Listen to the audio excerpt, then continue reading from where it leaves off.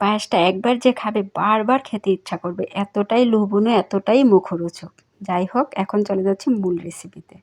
এগুলোকে অনেকেই দেখে চিনতে পারছেন, হয়তো আবার অনেকেই চিনেন না। তালের বিচি, পাকা তালের কিছুদিন রেখে দিলে এরকম একটা শ্বাস হয় বা ভিতরে একটা ফুল হয়। এই ফুলটা দিয়ে পায়েস রান্না করছি। একটা চুলায় কড়াই বসিয়ে দিলাম আর প্যাকেটের দুধ দিয়েছি। দুধটা দেখা যাচ্ছে ছানা কেটে গেছে, ভালো না, তাই দুধটা চেঞ্জ করে নিলাম। ফ্রিজে গাভীর দুধ আছে, একটা বোতল নামিয়ে নিলাম। আর এখন কি করব, তাই কেটে নিয়েছি। আপনারা দা বা কাঁচি দিয়ে কেটে নিতে পারেন। এখন চুলায় বসিয়ে দিলে আস্তে আস্তে বরফটা গলে যাবে।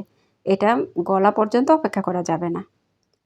চুলায় বসিয়ে দিলাম, আস্তে আস্তে নেড়ে চেড়ে বরফটা গলে গেল। আর ওদিক দিয়ে বিচিগুলো কেটে নিয়েছি। সবগুলো বিচি ভালো হয়নি, আরও আগে কাটার দরকার ছিল। যাই হোক, যে কয়েকটা পেয়েছি ছোটো ছোটো টুকরা করে নিয়েছি। আর এদিক দিয়ে দুধটা বলক চলে আসছে। আর এগুলোর জন্য আমি সাবুদানা নিয়েছি। দুধটা বলক আসার পর 2টা তেজপাতা দিয়ে দিলাম। আর এখানে গুঁড়া দুধ একটু গুলিয়ে দিচ্ছি, দুধটা যেন ঘন হয়ে যায়।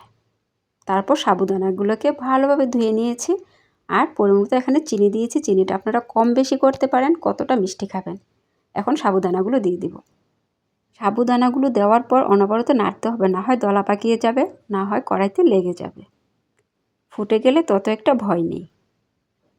ফুটে গেছে। আর এদিক দিয়ে আমি কি করছি, কয়েকটা এলাচ একদম গুঁড়া করে দিব, তাহলে একটা ক্ষীর ক্ষীর ঘ্রাণ আসবে। পায়েসটা খেতে খুবই ভালো লাগবে। আপনারা চাইলে আস্তেও দিতে পারেন, কিন্তু গুঁড়া করে দিলে ফ্লেভারটা ভালো আসে।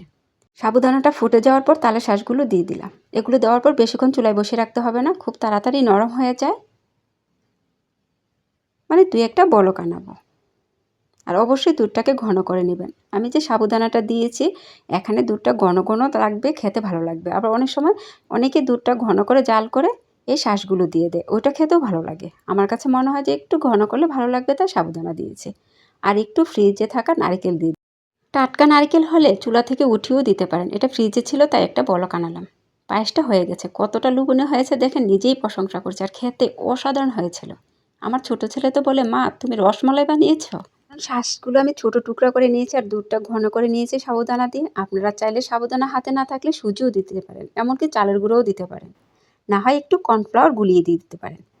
যে কোনো একটা হাতের কাছে থাকলেই হবে। এখন পরিবেশন করে নিচ্ছি। এই ভিডিওটা ভালো লেগে থাকলে একটা শেয়ার করে দিবেন, অন্যদের দেখার সুযোগ করে দিবেন। আর অবশ্যই তাল খাওয়ার পর বিচিগুলো ফেলে দিবেন না। এভাবে মজার একটা পায়েস তৈরি করতে পারেন, বাচ্চারা কিন্তু খুবই পছন্দ করবে। আর বাচ্চারা কিন্তু আবার এভাবেও খেতে পছন্দ করে কেটে দিলে। এই প্রথমবার তালের বীজের শাঁস দিয়ে পায়েস বানিয়েছি, সত্যি বলছি খুবই মজার ছিল। এতক্ষণ ভিডিওটা দেখার জন্য অসংখ্য ধন্যবাদ। আপনাদের মাঝে আমি আবারও চলে আসব নতুন এক ভিডিও নিয়ে। ততক্ষণ সবাই ভালো থাকবেন, আমার জন্য দোয়া করবেন, সবার জন্য দোয়া শুভকামনা। আল্লাহ হাফেজ।